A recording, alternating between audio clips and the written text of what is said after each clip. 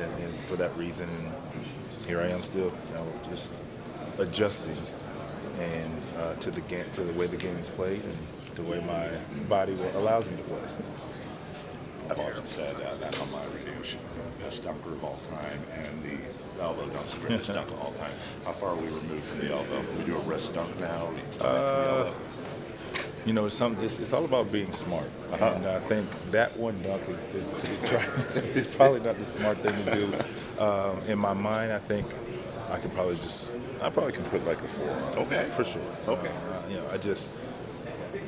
I have to say, catch me on a good day, and I'll have a better answer for you, preferably earlier in the year than later in the year. We had all eyes on you yesterday on the bench. It was so cool. You rolled in, you went right on the bench, and you were active. What can you share about what you pulled De'Aaron aside at one point? What can you share about what you told these guys?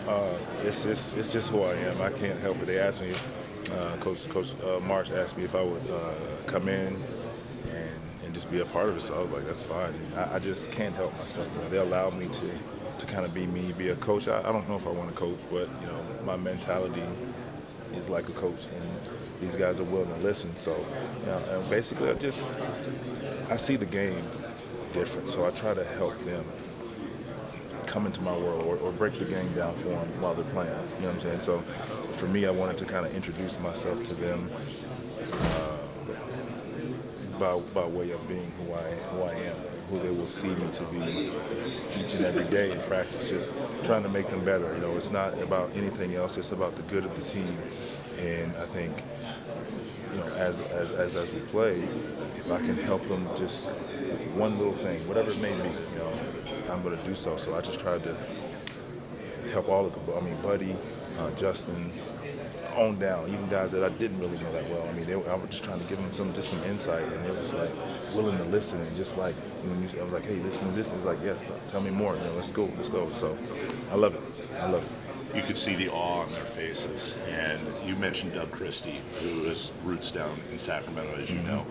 Who were your Vince Carters when you were these guys' age, when you came into the league? I was a Dr. J fan, first and foremost, and when I won the dunk contest, he was the first guy that actually, as I walked out in the back of the arena to take pictures and all that, Dr. J was the first person, as I pulled the curtain, was right there, like, to shake my hand. So, that was my our moment, man. And so, I'm aware of it. I know my age, and these guys get the opportunity to kind of ask their questions and tell their stories, and it's pretty cool. So, but at the same time, they get to see that, I'm a normal guy that just wants to win, and that's what I'm going to bring to them. It's like, I know they're way younger than me, but it's the mentality of what we're trying to accomplish to get them to where I am today.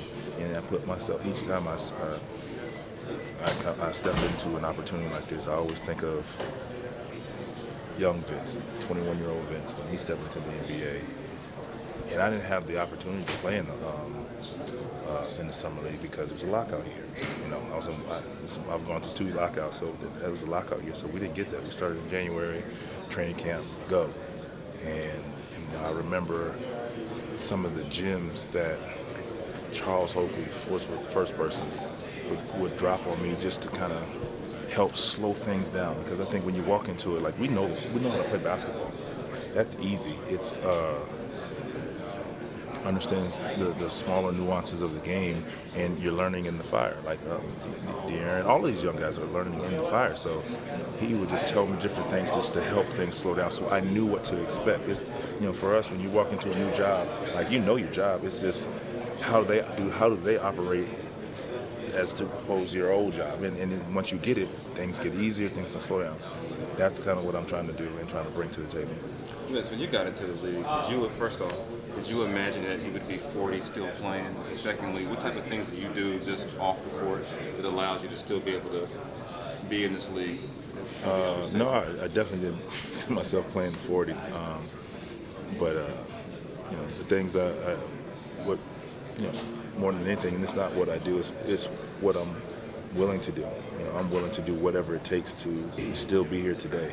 It's easy to say, I eat well, I take care of my body, all of these things. But if you're not willing to do all that stuff when the times are rough, we won't make it. You won't make it to this age. You won't put the time, the work in that I try to put in to survive and still play at this level. So more so than anything, you know, that's the common question. Question I get all the time is like, what do you do? What are you eating? What are you this? What do you do? How often do you stretch? No, the common goal for me is your willingness to do whatever it takes to still be here. A lot of guys aren't willing to do that.